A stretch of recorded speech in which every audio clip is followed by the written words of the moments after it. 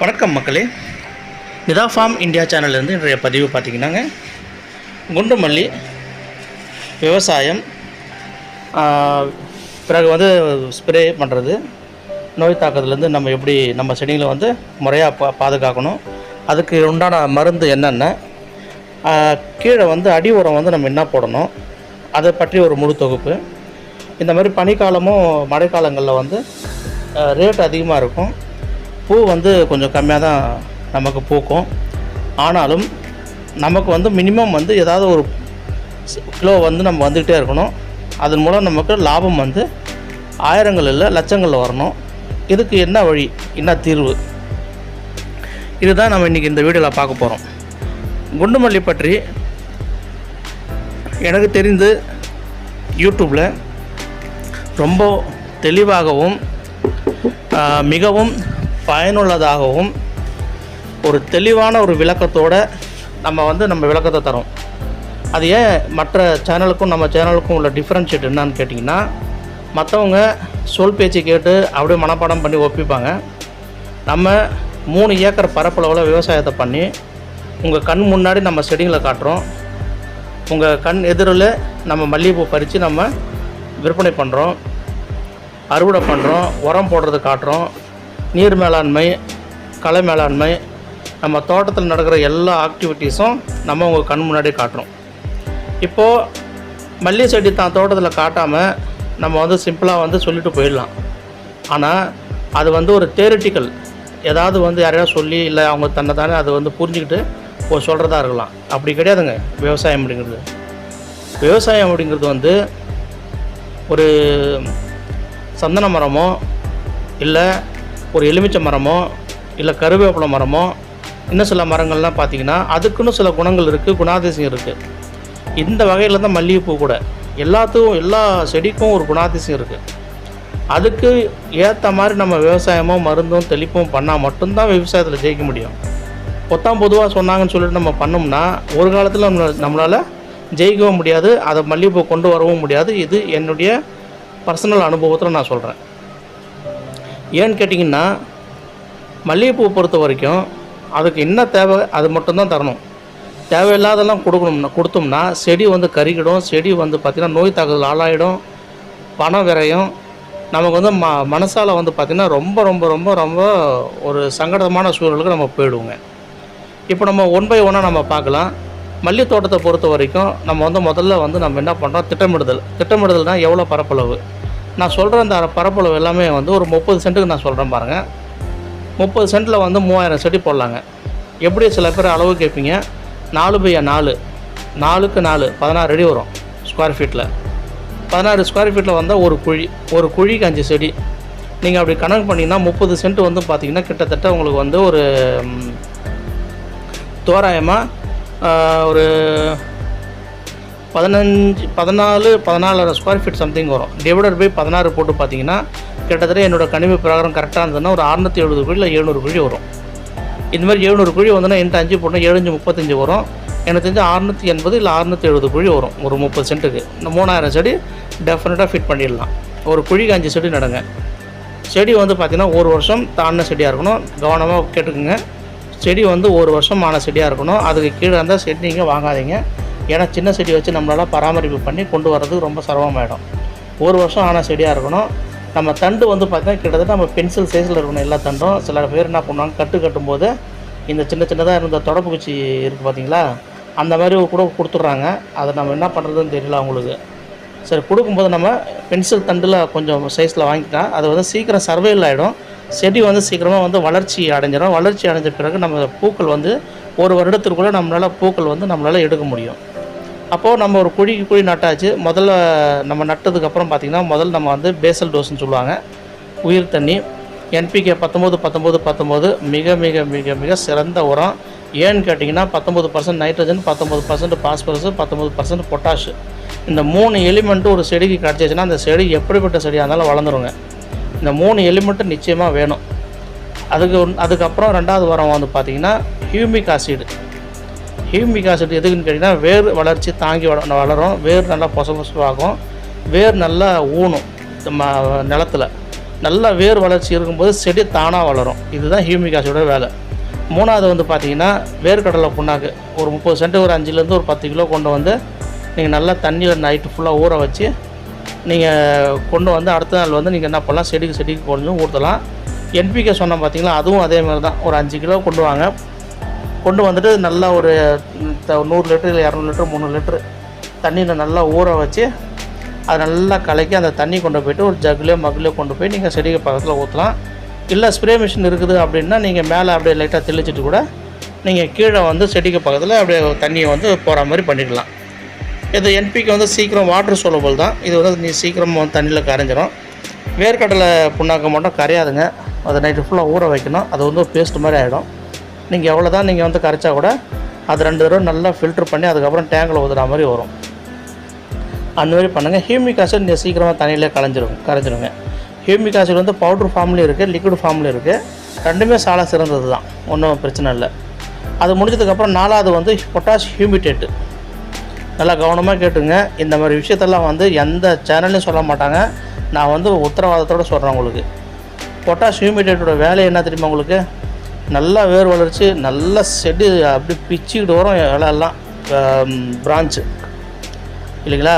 இது வந்து பெரிய மல்லி செடி கூட நீங்கள் வந்து பூச்சி மருந்து அடிக்கும்போது பொட்டாஷ் ஹியூமிடேட் கொஞ்சமாக ஒரு 50-25 கிராம் சேர்த்து வச்சு அடித்து பாருங்கள், செடியெல்லாம் எப்படி வரும்னு பாருங்கள். நீங்கள் உத்தரவாதத்தோடு நான் தரேன் இந்த வார்த்தை. பொட்டாஷ் ஹியூமிடேட்டு பூச்சி மருந்தோட என்பிகே ஒரு 25 கிராமு, பொட்டாஷ் ஹியூமிடேட் 25 கிராம் ரெண்டுத்தையும் சேர்த்து வச்சு நீங்கள் அடிங்க. உங்கள் செடியோட கலரும் உங்கள் செடியில் பிரான்ச் எப்படி வரும்ன்றது நான் உங்களுக்கு உத்தரவாதத்தோடு நான் சொல்கிறேன் இந்த வார்த்தையை.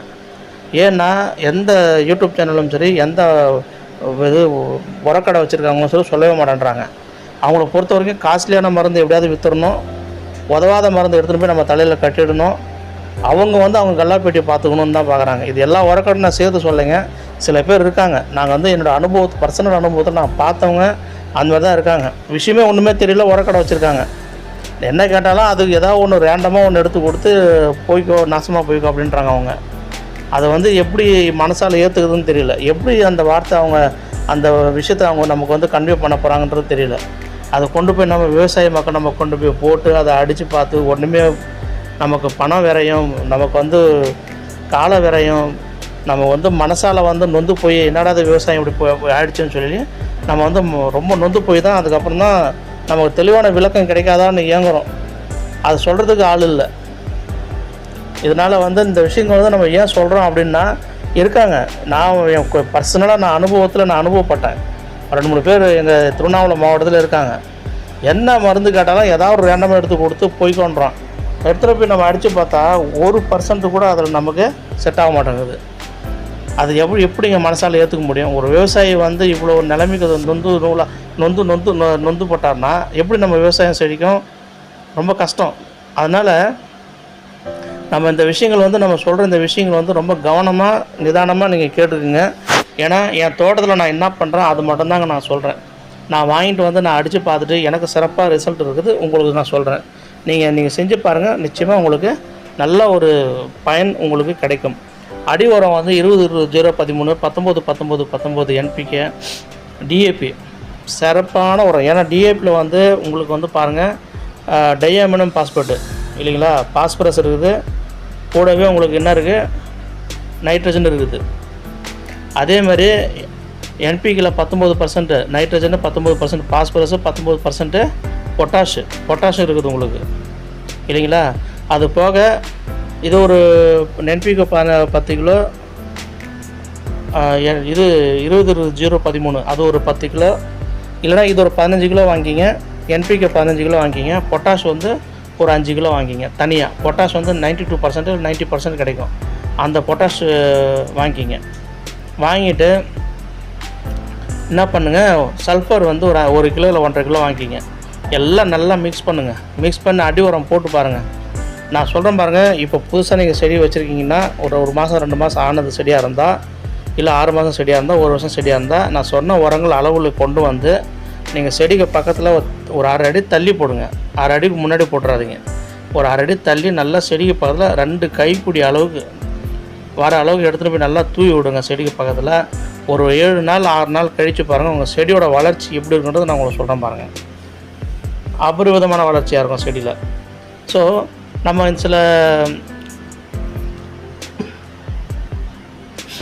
சில விஷயங்கள் சொல்கிறோம். அந்த விஷயங்கள் வந்து பார்த்திங்கன்னா விவசாய மக்கள் நம்ம என்ன பண்ணோம், நம்ம அதுக்கு மூலயமா நமக்கு என்ன கிடைச்சது லாபம், நமக்கு எப்படி வளர்ந்தோம், இதோட அனுபவம் தான் இல்லைங்களா. இந்த அனுபவம் தான் அவங்க கூட நான் ஷேர் பண்ணுறேன். இது வந்து நம்ம வந்து உரக்கடையில் நம்ம போய் கேட்குறோம் நம்ம வந்து அவங்கள்ட்ட ஒரு தெளிவான ஒரு விளக்கம் கிடைச்சிடாதா அப்படின்னு நம்ம கேட்டால் சொல்ல மாட்டேன்றாங்க. அவங்களுக்கு வந்து நீங்கள் 20-20-0-13 ஃபேக்டாம் பாஸு தி பெஸ்ட்டு உரம், 20 அப்புறம் NPK DAP, அப்புறம் குருண வடிவத்தில் உங்களுக்கு நான் நிறைய தடவை உங்களுக்கு இந்த வீடியோவில் பதிவு பண்ணியிருக்கேன். நைட்ரோ பென்சில் ஃபார்மில் இருக்கான்னு கேளுங்க. அதில் ஃபல்விக்கு, அமினோ, ஹியூமிக்கு, நைட்ரோ பென்சில் இது எல்லாமே கலந்த ஒரு குருண வடிவத்தில் இருக்கும். உங்கள் இலாக்காவில் ஏரியாவில் மாவட்டத்தில் இருக்குதான்னு கேளுங்க, அவங்க கொடுப்பாங்க. மல்லி தோட்டம்னா கொடுப்பாங்க. 5 கிலோ பேக் கிடைக்கும், வாங்கிக்கிங்க. இதெல்லாம் சேர்த்து நீங்கள் அடி உரமாக போட்டு பாருங்களேன், நம்ம செடியோட வளர்ச்சி எப்படி இருக்குன்னு பாருங்கள். நிச்சயமாக நமக்கு ஒரு பெரிய வளர்ச்சியாக இருக்கும். நல்ல ஒரு லாபகரமான ஒரு விவசாயமாக நம்ம தோட்டத்தில் இருக்கும். நம்ம தோட்டத்தில் வரக்கூடிய மல்லி இன்றைக்கி வந்து 700 ரூபாய் 1 கிலோ மல்லிங்க திருவண்ணாமலையில். இதுமாதிரி சமயத்தில் ஒரு 20 கிலோ மல்லி நம்ம தோட்டத்தில் வருதுன்னா இன்றைக்கி நமக்கு என்ன வருமானம் என்னாச்சு? 14,000 ரூபாய். இன்றைக்கி எந்த இடத்துல நம்ம ஒரு நாளைக்கு 14,000 ரூபாய் நம்மளால் சம்பாதிக்க முடியுங்க? எங்கேயுமே முடியாது. அதனால் சில சிரமங்கள் இருக்குங்க நம்ம விவசாயத்தில். அது வந்து ஆள் கிடைக்க மாட்டாங்கன்றாங்கன்னு சொல்லி நிறைய சிரமங்கள் இருக்குது. பட் அதெல்லாம் நம்ம ஈஸியாக ஓவர் கம் பண்ணலாம். ஏன்னா 30 சென்ட் இருக்குதுன்னா ஒரு 3 பாகமாக பிரிச்சுக்கிங்க. இந்த ஃபஸ்ட் வீக் வந்து இந்த ஒரு பாகத்துக்கு உரம் போடுங்க, செகண்ட் வீக்கில் 2வது பாகத்தில் போடுங்க, தேர்ட் வீக்கில் 3வது பாகத்தில் போடுங்க.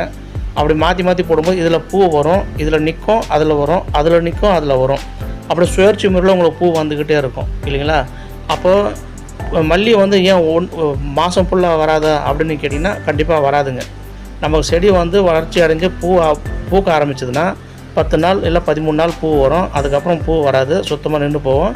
மீண்டும் அது துளிர் எடுத்து சின்ன அரும்பு கட்டும். அரும்புலேருந்து மறுபடியும் பெரிய அரும்பு வரும். அது பறிப்புக்கு வரது 15 நாள் டைம் ஆகும். இது வந்து கால இடைவெளி இருக்குது. எல்லாமே சொல்லுவாங்க ஒரு நாளைக்கு 20 கிலோ பூ பறிக்கிறேன் அப்படின்னு சொன்னாங்கன்னா யார்கிட்டையும் நம்பாதீங்க. அந்த 20 கிலோ பூ எப்படி போவோம்னா ஒரு 2 கிலோ ஆரம்பித்து படிப்படியாக தான் ஏறும். ஒரு 13 நாள் வந்து பார்த்திங்கன்னா 3 kilo, 4 kilo, 6 kilo, 7 kilo, 8 kilo, 9 kilo, 10 kilo, 20 kilo, 25 kilo, 30 kilo வரைக்கும் போகும். 2 வருஷம் செடியாக இருந்தால் 40 கிலோ கூட போகும்.